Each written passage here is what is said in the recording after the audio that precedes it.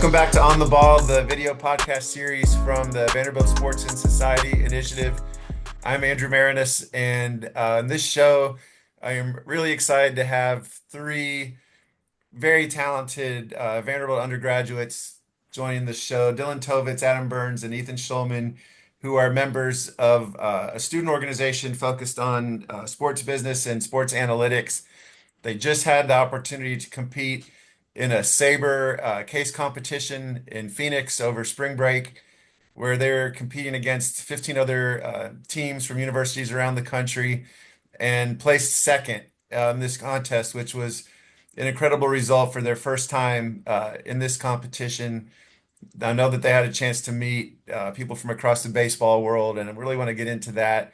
And on our last interview for this show, I talked to Dave Sheinin, who is a Vanderbilt alum. He's a longtime sports journalist. He's with the Washington Post now. He just did a three-part series for the Post called Beauty Ball, and looking at some of the unintended consequences of a focus on analytics and optimization, and like you see in the NBA right now, like when it was pretty cool when the Warriors maybe were the first team to start shooting a lot of threes, and then once everybody does it, maybe it takes some of the fun out of basketball, you know? So certainly a couple of different ways of looking at what's happening in sports, but in having a chance to get to know you guys, I love your approach to it. I know you're going to be really valuable to our teams here at Vandy, and I was so proud you had a chance to compete out in Arizona in this contest. Sports and Society actually helped sponsor your trip, so I've been curious to hear how it went. So Dylan, you're the first person I see here on my screen. I'll start with you. Uh, what did it feel like to be actually a part of this competition in Phoenix with, I'm sure, a lot of people that you admire in the Sabre or the analytics world there, and then these teams from the other schools? What was the vibe out there? What did it feel like? Yeah, I mean, it was awesome. Like it's kind of even hard to put into words how great of an experience was. I think for Adam, Ethan, and I, and really all of us, like it was kind of our first time sort of being exposed to that side of the industry and all these professionals. And there were just so many people there who knew there was so much knowledge in these rooms. The competition itself, like we had a chance to present our case, which I think we're going to talk about a little, but it was basically about a more effective way to evaluate relief pitcher performance. And we were able to not just like take the time to present to, research and everything and all the value that brought, but we were able to actually present it to a room full of people in the industry, including people working for teams. We had three judges, one of which was Michael Gersh, who is the GM of the St. Louis Cardinals up until this year for the past 8 years. So like really awesome people that actually sat there for a half hour and watched us present and gave us feedback. So that was just, really awesome to get and kind of as a first exposure to the industry. And then the conference in general was just great. I mean, there were so many awesome presentations, a ton of opportunities to just meet people. Like the main, vibe I got and what everybody was saying is like they're so like open and welcome to they want us to succeed. So it was a lot like if you ever want feedback on anything you do, like send me a message on LinkedIn, send me an email. And it was just like a really great opportunity to be able to, be exposed to all that. That's awesome. And Dylan, tell me a little bit more about yourself. Like, where are you from? What are you studying here at Vandy? And how did you become interested in sports analytics in the first place? Yeah, for sure. So I'm from Livingston, New Jersey, North Jersey. I at Vanderbilt, I'm still kind of figuring out. I'm just a freshman, so I'm still kind of figuring out what I'm planning on studying. My plan right now is to major in econ with potential minor in data science, and then I'm also exploring that new sports and society minor. I've taken a couple classes with that I'm really excited about.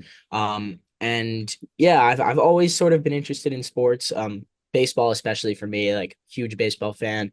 I love like statistics and stuff, even if I'm not, the mathiest kid in the world, for lack of a better term. But I really like statistics. I like studying like, economics and the business and the analytical side of sports and specifically baseball. And I think the intersection of those two things is something that's growing.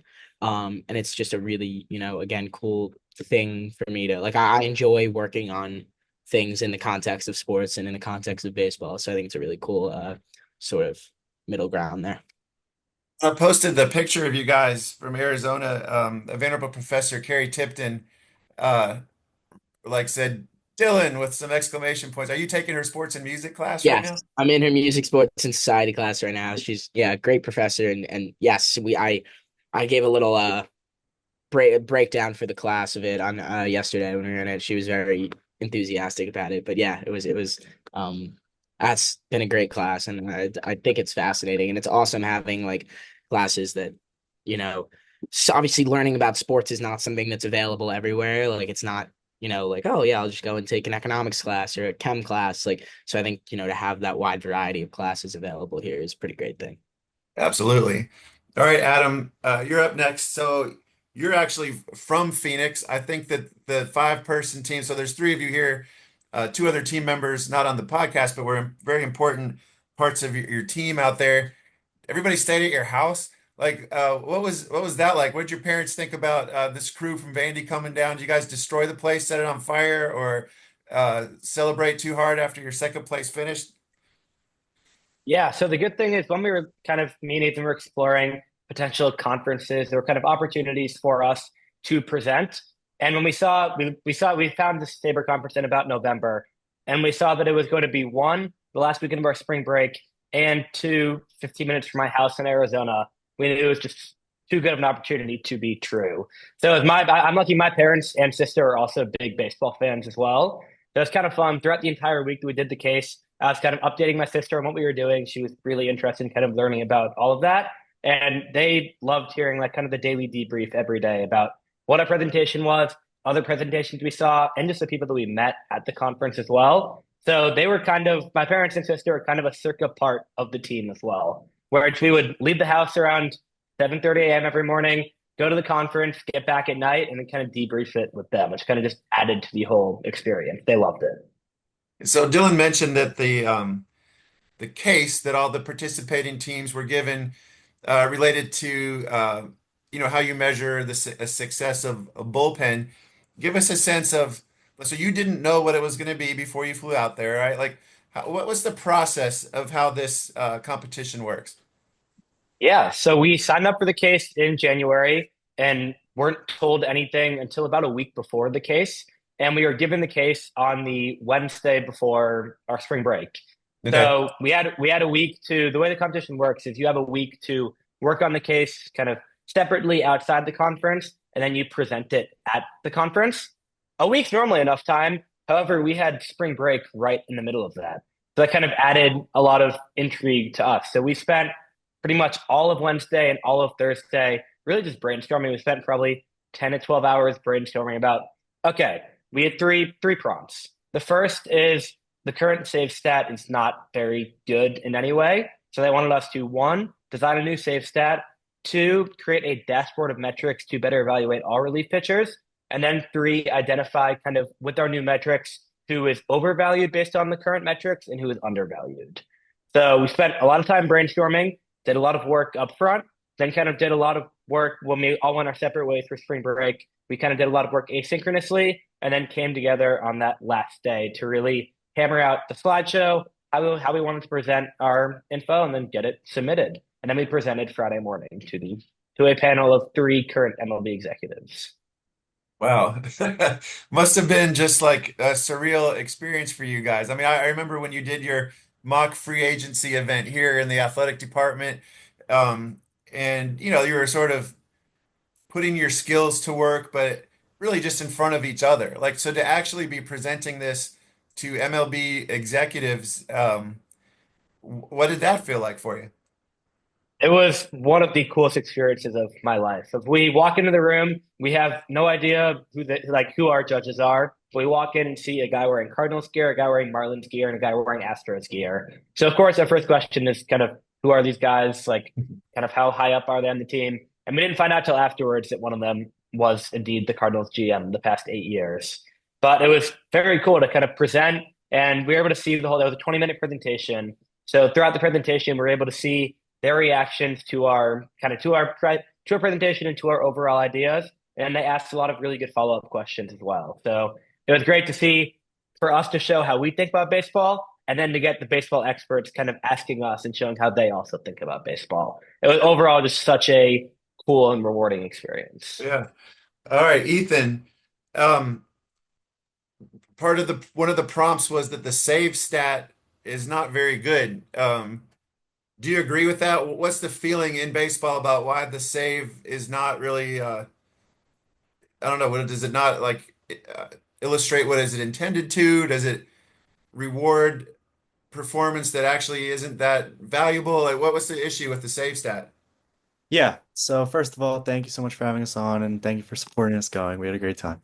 Um, so I think if a little history of the save stat is the closer was the main pitcher in the bullpen that tends to come in the ninth inning with a lead and finish it off. So what's classified as a save, and the save is a counting stat. So you get one, two, three, four saves. You can, if you're up by 3 runs or less, and you come in and finish off the game, you are awarded a save. However, a save counts the same whether you're up 3 or 1 run, and also it doesn't take into account anything about what happened during the outing. If you were up 3, did you give up 2 runs and then get the save, or did you strike out the side right away? So, there's some information missing for the save stat. Okay. And so we know that Adam is from Arizona, Dylan's from Jersey. What's your background? I'm from Long Island. All right. And you have some affiliation with the Mets and the Yankees, right? Yeah, so I grew up a huge Mets fan. We may have to keep that under wraps. But I'm working with the Yankees this summer, a baseball ops intern. Very excited about that. So I will definitely report back. But yeah, definitely going this opening day. Gonna be my first real day as a Yankee fan. So we'll see how it goes. Well, I mean, I don't think you'll get much sympathy from anybody listening, like if the Yankees don't win. So, um, I didn't take it from a Milwaukee Brewers fan here hosting the Okay, podcast. there we go. Opening day. That's right. All right. Ethan and Adam, I believe you guys started this club, correct? Nothing like this existed at Vanderbilt before. What is the goal, the purpose of the sports analytics student organization? Yeah, so yes, I can go first. Me and Ethan we're sophomores now. So at the end of our freshman year last year, kind of came together and just kind of had the thought of most elite academic institutions have some sort of other sports business club or sports analytics club. And sports is a really wide growing field, and a lot of really smart people want to go into it and are currently working in it. So we decided there's nothing like it at Vandy. Let's start the club. And it's kind of gone past, we had high hopes, and it's how the club has gone has shattered even our wildest of expectations. We have about 175 or so people in our group me now. We have over 250 followers on Instagram, and we're doing all these awesome opportunities like this. And number of directions, we're kind of trying to do two main things. One is going really deep into the sports analytics, in particular baseball analytics, as baseball of any sport is the one where analytics is the most growing field. As in baseball, most things are independent and binary. You either hit the ball or you don't hit the ball. You either get on base or you don't get on base. And that kind of setup of it makes it definitely easier than other sports to do a lot of deep analytics in it. And thus, like the Yankees have 80 plus analytics people now. Every MLB team is growing their analytics department. So we're really trying to give people the opportunity to explore the field and really get to know the field as we are also getting to learn the industry. And then the second goal is to kind of introduce everyone to the wider net of sports business of all sorts of things, whether it's for a team, a league, a third party business, which are very big now. Kind of really trying to introduce students at Vandy who are interested in sports into all the wide variety of opportunities that are out there in sports. So that's really grown as an industry in the last 5 or 10 years. You mentioned you're a first year student. When you were looking, which college to attend, did you know that this existed? Was this something you found out only after you arrived on campus? And based on your experience so far, do you think this could be a differentiator when students have a choice where to go, that an organization like this exists? Yeah. For me, it's funny because I had no idea that this club existed going in. In fact, it took me like a few weeks to actually find it once I was here. I was a little late to the party, but I do think 100% like there are some schools, that have like sport management programs, like actual majors, and I think that as valuable as that is, I think it's even better to be able to major. And people that I've spoken with in the field have said the same thing. It's better for you to actually you know, major in something like, math or data science or communications or economics and then apply that to the sports field. But in order to do that and to get the knowledge to do that, you really need an opportunity like, our club presents, which is being exposed to the field, using those skills you learn in class to, and then applying them to whether it's, something like the SABR conference or it's to helping teams, helping Vanderbilt's teams, which we've had, the opportunity to work with some teams at Vanderbilt. And I think that's another one of our ultimate goals is to like help our, athletics program in any way we can. But yeah, so back to answer your question, I was not aware about it, but I think that for any students interested in the sports field, and I'll tell you, like when you're writing those, application essays, like you want to find anything you can to sort of talk about that you might be interested in how you can, impact campus. So I think for those students that are interested in sports analytics, sports business, which is a very large pool, I think it is certainly a pull for incoming students, 100%. Yeah. Um, Ethan, one last question related to your student org before we get into more of the SABR conference. And Dylan mentioned that your members have done program or projects on behalf of some teams here. I know that you and Adam in particular were involved with the project for our athletic department in general and looking at the Learfield rankings and how to optimize our performance there. At a high level, can you tell us a little bit about the types of work that students have been doing, real world experience, on behalf of teams or the department as a whole? Yeah, so one perfect example is we have a great freshman from our club named Sam Bood, and he's working with the women's soccer team. And what they're doing is he's collecting data and then applying data in order to help the team make stronger decisions. So he's working with Coach Ambrose, who is super forward thinking. And the time I met him, really enjoyed spending time with him. And I definitely think that that can be something that sets Vanderbilt apart, not just on the student side, but also on the athletic side in terms of where we can find an advantage to continue succeeding in the SEC. For sure. And you did the project for the department. I was there when you presented it to our athletic director, Candace Lee. And from that presentation, invitation came about for her to visit with your org. She came and met the students. What does something like that and having that relationship with an athletic director mean to you and to members of the organization? Yeah, I mean it's so cool. Like I think Vanderbilt, one of the values is it's such a small school and not everything is fully set up. So there was just a cool space that we put ourselves in. And I just want to reiterate that like while there's all these opportunities, like this is fun for us. Like, we woke up and texted about whether Sasaki should add a cutter this morning. So but this it was just amazing to be able to. Candace was so nice to tour us of the Hebrew Center, which we thought was really cool, and we're definitely looking forward to the future of Vanderbilt sports, and definitely want to be a part of building on this year. All right. Okay, Adam, I believe you have your group's presentation. I'm going to make you a host of this podcast. Um, can you share the project that you put together, the pitch you put together for this contest, and walk us through how you analyzed your problem and what you presented to these MLB execs out in Arizona?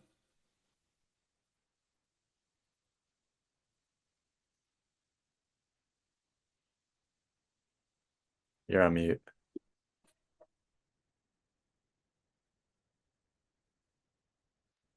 Can everyone hear me? Yes. Perfect. And And give a shout out to the other two that aren't here. I know their names are on that title slide. Tell us yes, about Jacob and Riley. yes. So Jacob and Riley were key members of the team. They are both freshmen at Vanderbilt as well. And they, similar, all five of us got the prompt, did the brainstorming, did some of the research, and put together a slideshow. So a big shout out to Jacob and Riley. They are being good students and are in their classes right now. So unfortunately cannot make it today. I hope you guys didn't skip school to do this podcast. Of course not. All right. All So, right. okay. Is everyone able to see the presentation? Yes. Okay. So our prompt, as I said, was to figure out a way to more accurately measure relief pitcher performance. And to do this, we kind of had an agenda of 8 items. First is a quick introduction and a background of current stats and all their problems. Then we got into our W save stat, which is our basically new and improved saves metric. Then we got a little more technical and got into a win probability added framework versus the run minimization framework. And then we kind of answered their second question, which is we had a dashboard of 4 key metrics. First, controlling for batter quality, then accounting for a situation that a relief pitcher enters, then looking at fireman value, and finally we did a little bit of stuff on release point. And then finally we showed them our dashboard and our final conclusions. So for introduction, here are the 4 kind of most commonly used current stats. And ERA, we went pretty deep into these, but ERA is not great currently. As one, it's very volatile as relievers only pitch 60 or 70 innings each year. And given that their ERA is not sticky at all year to year and doesn't really tell you anything. And a big part of being a relief pitcher is stranding inherited runners, and ERA does not account for that as well. WHIP has 2 big problems. One is that it punishes hitters for unlucky batted ball luck. And second is that in WHIP, a home run and a walk are the exact same, which we all know is not true. Third is Stuff Plus, which is the new predictive metric. This is great, but we were asked to analyze last year's performance, so the results have to matter.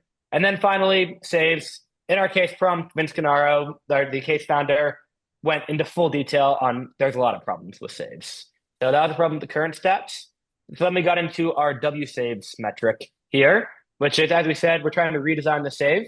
And to do this, we wanted to account for the difficulty of the save and include blown saves. So we set our criteria for saves as a reliever must pitch with the lead in the 9th inning or later, and they can't enter the game earlier. So let's say that a reliever enters in the 8th inning and finishes the game, they will get a save for that.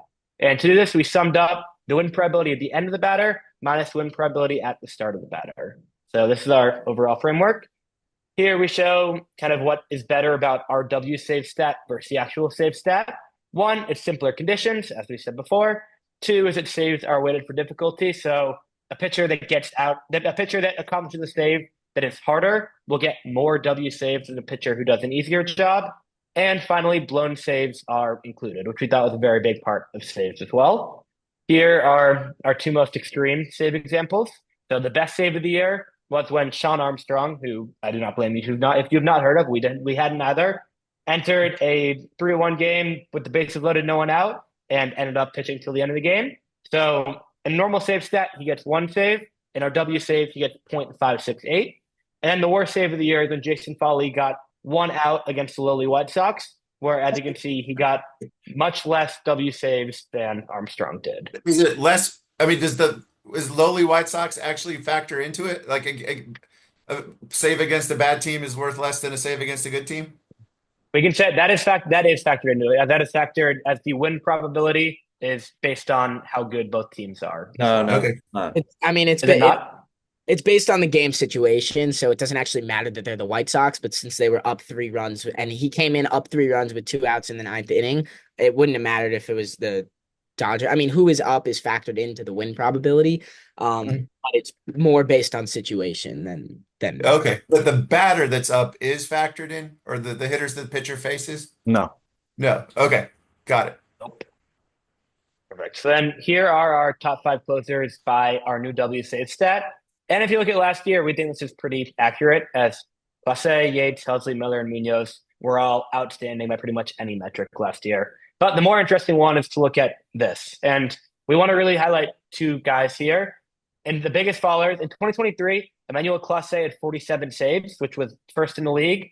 However, he blew a lot of saves. That's not reflected in the traditional save stat.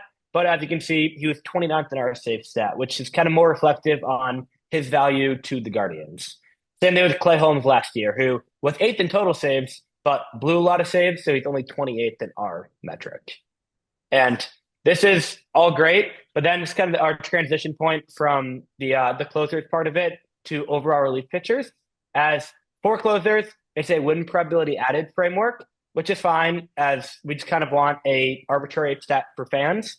However, the big problem with any sort of win probability saves framework is that you get the same saves or W saves, whether a pitcher enters up 3 runs and then gives up 2 home runs and gets out of the inning, or if they strike out the side. And again, that's okay for closers, but in order to more accurately look at actual relief pitchers, we need to look at more of a run minimization framework. So to do that, we decided to start with xwOBA against, as this is great, as it is completely fielder independent, as the fielder's What positioning is X and Woba play do against? not. xwOBA against stands for expected weighted on base average. So it takes your batted ball events, which are based on launch angle and launch speed, and predicts the delta run value. And the great thing is it predicts it based on how hard the hitter hits the ball, not whether it's actually a single, double, out, whatever. And then for non-batted ball event, it just assigns the average delta run value to it. So this is an existing stat and it's great, but we could add more to this as well. And this was Jacob's part, and I believe that Ethan, don't either of you guys want to take this part? Yeah, I can do it. Yeah, just to I'll abbreviate it a little bit, but basically what we did next is so we had this expected weighted on base stat for pitchers, which is a good combination of, a results metric and a predictive metric for how good a reliever is going to be. But we really wanted to account for batter quality, meaning, and what these graphs show without getting too much into detail is that the best relief pitchers. So if I have a really good guy in my bullpen, he is going to face, the top of the order, the better hitters on the other team more often. This is because obviously we want, our best pitcher to be facing off against their best hitters. But in order to evaluate, the relief pitchers on an apples to apples basis, we need to kind of account for this. So what we did is, if you go to the next slide, Adam, we created something called xwOBA BAT, which is basically we took our xwOBA model that we had, and then we used we basically, without getting again too technical into the Bayesian shrinkage, we basically took the average of the hitters xwOBA for that season. So xwOBA is also a hitter stat. It's actually more a hitter stat. So we sort of just standardized that metric based on how good the hitter is. So if you have a guy, that's constantly facing Aaron Judge, he will then get boosted, even if his, xwOBA against is worse, he will, get a little help from our metric because he's constantly facing the better hitters in baseball. Okay. So this was the results of that leaderboard. It didn't change all that much, but it made some necessary adjustments in terms of who the best pitchers are based on xwOBA. We added BAT into this. You see these lists kind of make sense if you're familiar with how relievers performed. But again, it's just a good overall metric for evaluating relievers outside of the context of just closers and save situations. Ethan, you want to take this part? Go ahead. Yeah, definitely. So if we had to evaluate relievers down to one number, which we think is kind of a faulty end goal, and we'll explain why, we think that those xwOBA BAT rankings are a pretty good measure. These measure how good the relievers were on a batter-to-batter level. It takes into account their walks, strikeouts, and which are fairly sticky year to year, and then the type of batted balls they give up, which are more sticky than the actual results of the batted balls. So if we want to go further and account for situation, we'll take you through a bit of a thought experiment, which is a ground out or a strikeout better? What's the best type of out? Depends. Depends on what? Depends on the situation. So we can see that in these matrices, we can see that for the one on the right with strikeouts, we see that strikeouts are the more valuable than other types of outs, especially in runner on third and one out situations, runner on second and third and one out situations. Why? Because the runner doesn't come home, where on a ground ball or fly ball they may. Similarly, ground outs tend to be very valuable in double play situations, such as runner on first and nobody out. So we wanted to take a look at the two most extremes in the differences between a situation where ground outs are most valuable and strikeouts are most valuable, which is runner on first base, no outs, and this should say runner on second and third, one out, but it still holds the same. And this might be a little bit tough if you're just looking at something like this for the first time, but what this shows on the left is the launch angle, and on the bottom is the launch speed. So this black region towards the top right, these are home runs. These are balls that have very small value for the pitcher. This kind of dash of purple these are line drives. These are balls hit that can go above the infield and into the outfield for a hit. So what's below line drives? Well, these are ground balls. And we can see that ground balls tend to be much brighter on the graph on the left than they are on the graph on the right, in the same region. And the only difference is situation. So why is that? Because they often result in double plays in the situation on the left. So what we wanted to think next was, do certain pitchers tend to give up more ground balls or get more strikeouts? And yeah, of course. We know strikeout pitchers and ground ball pitchers, Example is Tim Hill. He throws from a small arm angle, a lot of drop on his pitches. Hitters tend to get over the ball, get ground balls. Hater, big strikeout guy, and if they do hit it, they tend to get under it because he has so much rise on his pitches. And that's rise relative to gravity. So what we did is this may be a little complicated, but we created two statistics that take into account how good would you be in like these two types of jam situations. So X opposite G is how good you are in a ground ball jam, a jam where a ground ball is best to get out of it. And K is how good you'd be in a strikeout jam where strikeout's the best to get out of it. So you can keep going. So we wanted to get into like who interacts really well as a fireman. And what we define as a fireman are guys that just interact better with situations with runners on base in these two extreme situations than they do with the bases empty or the average distribution of situations. So guys like Brandon Little, who is 99th percentile in baseball and ground ball rate, tend to be really much better in these ground ball situations. Guys like Yainer Cano, who has huge ground ball rates, same with Ryan Thompson, and then guys with big strikeout rates, like the strikeout plus walk rate is actually really big here because if you think with second and third and one out, a walk doesn't really kill you, but a strikeout is so valuable. So guys like Sandlin and Barlow are towards the top in strikeouts. Cruz is, I think, was number one in strikeout rate. Kimbrel's really high strikeout rate. What's his defect? He has no control. So these are the guys that interact really well with particular situations. So keep going. We'll skip through this quickly. We wanted to see like, is there any effect of release point? Didn't find anything too statistically significant, but we were testing whether if you have a different release point than the prior pitcher, you're coming out of a different point. It may take the batter some time to adjust to seeing a ball from a new tunnel. So we wanted to see if that had any effect. So here we tested the Z difference. And there's slightly negative association, but we tried a few different metrics. So maybe further research would say that there is some negative effect there, but nothing yet. And then quickly, we can keep going. We think that this is a pretty good, well-constructed bullpen, the Reds. As you see by our one number metric, XO at bat, there's only one pitcher who's like average, which is Alexis Diaz. Everyone else is kind of below average. We thought they kind of spread out their skills nicely, where Cruz acts well as a fireman. As you see, he's as good in these sit K and sit G situations, and that's because he has a high strikeout rate. And then Suter on the opposite end acts much better in the start of innings. Similar, and then we also thought that Suter had a unique release point, so you may have good positive interdependence between batters. Yeah. So here are some other undervalued pitchers due to their ability to have a lot of value in jam situations, or versus a guy like Eric Miller is the only guy in his bullpen that's expected to be good against lefties. So yeah, so just to summarize, not to get too big into the details, we just thought that it's best to evaluate relievers in terms. Relievers are fungible. You can bring them into certain situations. For example, you can have a guy that comes in only against lefties, ideally with the three batter rule, or comes in with runners on base, or comes in clean innings. And you want to construct a bullpen together more than just picking the top guys off of a one number sheet that fit well together. So that way in high leverage situations, you can deploy not just the best player overall, but the best player that interacts with the particular situation. So that That was was fascinating. What type of feedback do you get from the judges in a contest like this? Were they asking questions as you went along? Did they give you kind of a grade at the end with some detail about what they liked or what they thought you could improve on? What's that part of the process like? Yeah, so we presented our entire presentation. So we had 30 minutes in the room. We presented for about 18 or 19 minutes. Then they asked 10 questions of Q&A at the end. And the main things they kind of asked, their goal was to kind of try to poke holes and kind of really ask difficult questions to get us to further improve our ideas.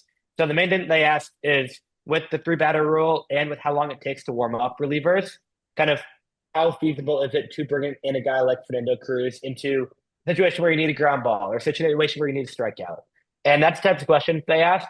It was kind of more conversation as well, where they'd ask a question, we'd give our response, they'd give their response, and we kind of go back and forth there. And it was awesome. It was really kind of just high-level baseball talk. It was one of the coolest experiences. I would just add they also really encouraged us to kind of like see them afterwards. So we spent a lot of time, throughout the weekend talking to the specific people in our room, those judges, as well as the other, guys who were just in the room who told us things they liked, things they didn't like as much. And it was just a good opportunity to get feedback and kind of get a sense of how these people in the industry are thinking. Yeah, what an amazing opportunity. Did you get to spend much time with the other teams?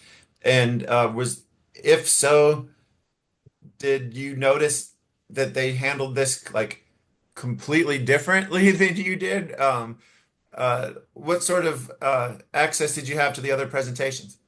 Yeah, Yeah, go ahead, go ahead. Ethan. All right. Well, we kind of knew we were taking a little bit of a unique, different standpoint. Really exploring the situational aspect, kind of saying that sure, we could come up with a metric that evaluates relievers, but at the end of the day, it only really matters if you evaluate them within the context of their own bullpens and within what situations they're good at. So through speaking with, some other teams, and we got to see there was one presentation that went after us in our room that we got to see the winning presentation from the Branson High School actually in California presented for like the whole conference. We got to see that one. There are a few others that got posted on LinkedIn. So it was definitely cool seeing kind of the school of thought that went into this. Some people took very technical approaches. Some people used, relied on things like how important the game is and the fan experience. So as in if it's like, game 162 of the season and you need a pitcher to have a good outing in order to clinch your team a playoff berth, we're going to weight that outing more than we would weight others, which we didn't go that route thinking like, well, inherently people aren't going to they're going to perform the same no matter what. And it's not really, that would just cause a lot of variability. But some teams did do that. And so things like that, where it was just like hearing how other people thought was really interesting for sure. So at the outset, I mentioned that I had interviewed Dave from the Washington Post, who's a Vandy alum. He was a sports editor of the Hustler when he was a student here, and his series focused on some of the rules changes that you see leagues making in response to teams getting smarter about analytics. And that to simplify it, baseball games lasting so long that fans were getting bored, or the stolen base taken out of the game. In NBA basketball, becoming a three-point contest, and leagues looking at ways to kind of counteract the optimization that's occurring because of analytics. Is that something that is on your minds? I mean, is there any way, as you're a young person looking at this as something you might want to do for a living, to think about not only how do you optimize an individual team's chances for success, but how do you optimize the health of the sport too? Like, can you even keep that in mind? And if so, like how? Yeah, it's a great question. Actually, this was touched on at the conference. So, Kyle Body, who's the founder of Driveline, just absolute brilliant guy. And if you don't know who he is, I recommend reading about him. But he was asked this question, and he said, "That's none of my business." Now works for he's a had a director of pitching with the Red Sox. His job is to get his pitchers better and to win. And that's all the team's job, and it's not their fault. I don't blame NBA teams for figuring out that three is better than two and should take more three pointers. But that's what the league should do. I think consensus is baseball's done a decent job in terms of the pitch clock, in terms of banning the shift. And I think basketball will act soon and try to, because at the end of the day, it is an entertainment. It is an entertainment business. So I don't think that should be on the team's minds. I think you have some teams now in baseball that may be focused on, what the optics of what they're doing instead of the actual value of what they're doing. And I think those teams are not doing as well. So definitely. So everyone has their role.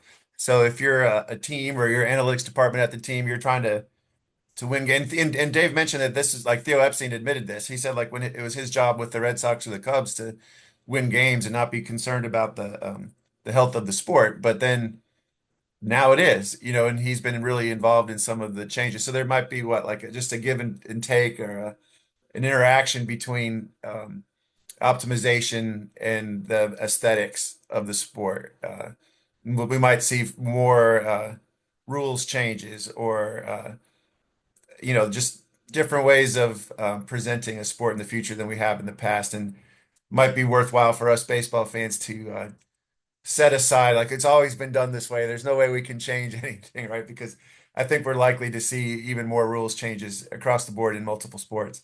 Yeah, definitely. And I also want to add, like, a lot of the forward analytics, I believe, are good for the game. That one of the biggest new spaces in order to improve is preventing injuries, where we all want to see our favorite pitchers pitch. And the last thing we want is a guy like Garrett Cole to miss the season. It's just really bad for the entertainment product. And focusing on getting our favorite players better. Our favorite pitchers, our favorite hitters. How can we get guys like Judge to hit more home runs, longer home runs, more exciting home runs? And how can we get guys like Roki Sasaki to throw harder, to throw better pitches, to perform at a higher level? I don't know if you guys, it's fair to ask this, but like, so a lot of the data that's available is at the highest levels of sport, right? As you move down, there may be less data available. Is that true? Like, how will this ripple through like all the way to the youth level and maybe the way that kids are brought up or coached in the game? Um, do you see that as something that is likely to happen? Yeah, I would definitely say that right now a lot of it is in the MLB ball, but even in the past few years, more colleges are getting TrackMan and Rapsodo technology. Vanderbilt has TrackMan as well, and there's so much money even in youth baseball that I think it's less of a question of when it's less a question of if it'll get there, and more of a question of how soon will it get there, because inevitably injuries and how your arm gets built up starts from when you start throwing a baseball. So I don't think it will be long until perfect game in high school ball and kind of club tournaments have maybe not the same level, but definitely some sort of TrackMan, Rapsodo, all that, all the new innovations are going to keep trickling down as well. So I feel like some point in the not too distant future, Vanderbilt's going to be really proud that you guys are alums and when you're like hoisting your World Series championship trophy. So to get you on tape now, what's your ultimate dream job in sports? I'll start with you, Dylan. Yeah. Well, I mean, if you're asking dream job, I'd say my dream job has always been like sort of the GM of the Yankees. Like that's always kind of been my dream job. Is that's my realistic dream job? Maybe not, but I guess that's why it's a dream job. So I would say actually I initially wanted to be a player, realized I had zero, athletic skill whatsoever. So then that became like the next dream job but doing anything in baseball would honestly make me really happy, I think. So. All right, man. How about you, Adam? Yeah, for me, same thing as Dylan. It went from wanting to be a professional player to at about the age of 10, realizing that I would not grow to be more than taller than 5'7". So then same thing, pivoting to being the GM of the D-backs, which still potentially a dream job, definitely still out there. But for me, it's just kind of doing something really cool in the world of sports. So there's so much out there in sports, both on the team side and the business side, and it's growing and it's so stable as new technology comes out will not go anywhere. Sports is the only industry that is really consistently growing. So my dream job, GM of the team, more realistic dream job, kind of just anything that's really cool in that world of sports. All right, and wrap up with you, Ethan. Yeah, if you're going dream job, I'd say starting shortstop, MVP for the Yankees. Next Derek Jeter, have a Nike deal. But Yankee dominant. right now, well, Vince hurting with the Yankees, so um, I guess there's a lot of rungs to climb before think about GM. So I'd say right now, I would ideally want a job out of school, whether it's with the Yankees or with another team, in a research and development room, and see where it goes from there. Well, Candace Lee, our athletic director, started as an intern here, and now she's the AD. So it sounds like you and Dylan are just going to be battling it out for a Yankees GM job at some point. I hope you remember you were friends, back in the day at Vandy. As long as it's not with the Red Sox, then it's not a problem.